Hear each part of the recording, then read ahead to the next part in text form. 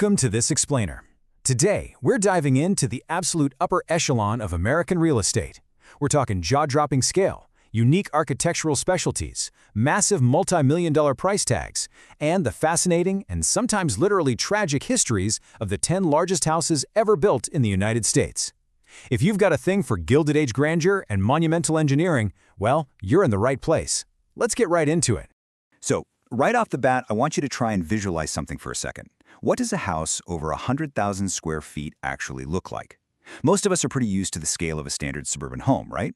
Maybe 2,000 or 3,000 square feet. But trying to wrap your head around tens of thousands or even well over 150,000 square feet of living space, it's like trying to picture a totally different universe. It just breaks your brain a little bit. To put this sheer scale into a perspective we can all kind of grasp, think about the White House. It's a building totally synonymous with power and grandeur, right?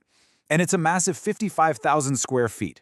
But get this, in the context of American mega mansions, the president's residence only ranks 40th on our list. No way, right? Our top 10 starts at a staggering 85,000 square feet, and trust me, it climbs rapidly from there. All right, let's kick off our countdown with Section 1, the bottom of the top, covering ranks 10 through 8.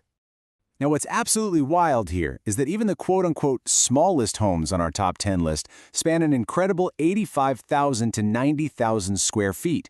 We're literally talking about private residences the size of massive commercial shopping centers.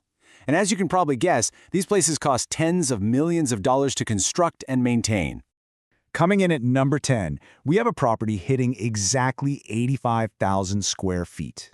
This is the famous Versailles House down in Florida.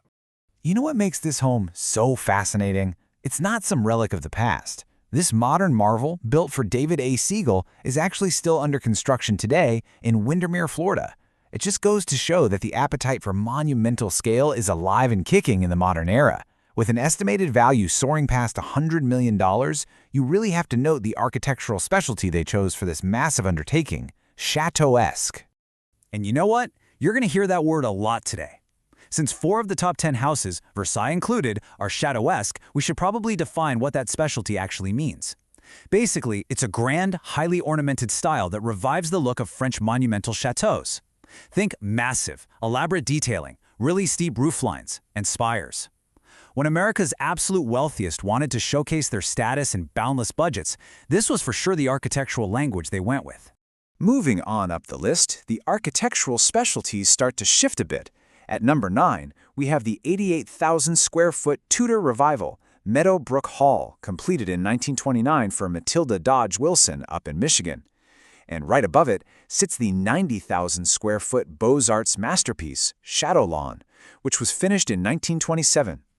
These sprawling estates essentially served as the ultimate multi-million-dollar canvases for early 20th century architects. Okay, let's move into our next tier. Section 2, Surviving and Demolished Giants, looking at ranks 7 through 5. So we are now crossing a major psychological and physical threshold. We're moving from the mid-90,000s right up to the legendary 100,000 square foot mark. The sheer volume of building materials here, not to mention the staggering fortunes required to fund them, push these structures into a totally different stratosphere. At number 7, we find Winterthur over in Delaware, spanning more than 96,000 square feet. Built for Henry Francis DuPont and completed in 1932, it really stands as a pinnacle of the Georgian Revival style. Then following closely at number 6 is the Arden House in New York. Built for Edward Henry Harlan back in 1909, this one brings us right back to that sprawling chateau-esque style we talked about earlier, covering over 97,000 square feet.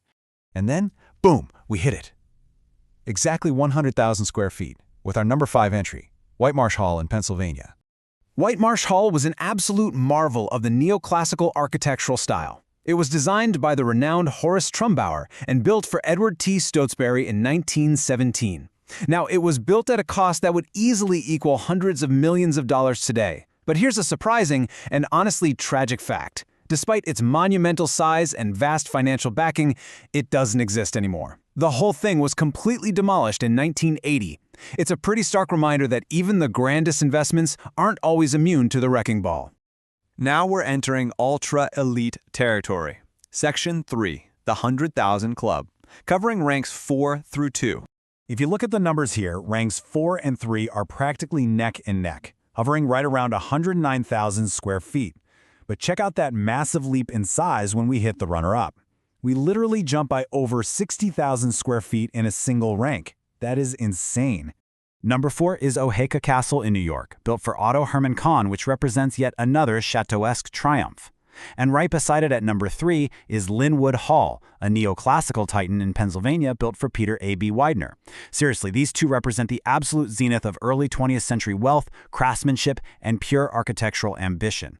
But then we step into the runner-up spot, and we are confronted with a truly mind-boggling scale.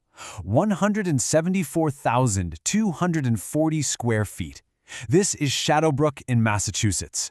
Built way back in 1893 for Anson Phelps Stokes, Shadowbrook was just an unparalleled example of Tudor Revival architecture, designed by H. Neil Wilson. But this massive, enormously expensive estate sadly shares a doomed fate with our number 5 house. Except, instead of a wrecking ball, Shadowbrook was entirely destroyed by a massive fire in 1956. It was an immense financial and cultural loss of a true architectural giant. And now, the moment we've been building toward in this explainer. Section 4, America's largest house. The sheer scale at the top of this list is just truly isolated. I mean, the jump from the third largest house, Linwood Hall, to the top 2 is an absolute chasm. The runner-up and our number 1 house sit on a plateau entirely of their own. It really separates the mega mansions from the absolute titans. Claiming the undisputed title of the largest house in the United States is the legendary Biltmore Estate in North Carolina. Clocking in at a truly astonishing 178,926 square feet, this property is in a league completely of its own. Remember the White House we talked about earlier? The Biltmore is more than 3 times its size. Completed in 1895 in Asheville, it was built for George Washington Vanderbilt II.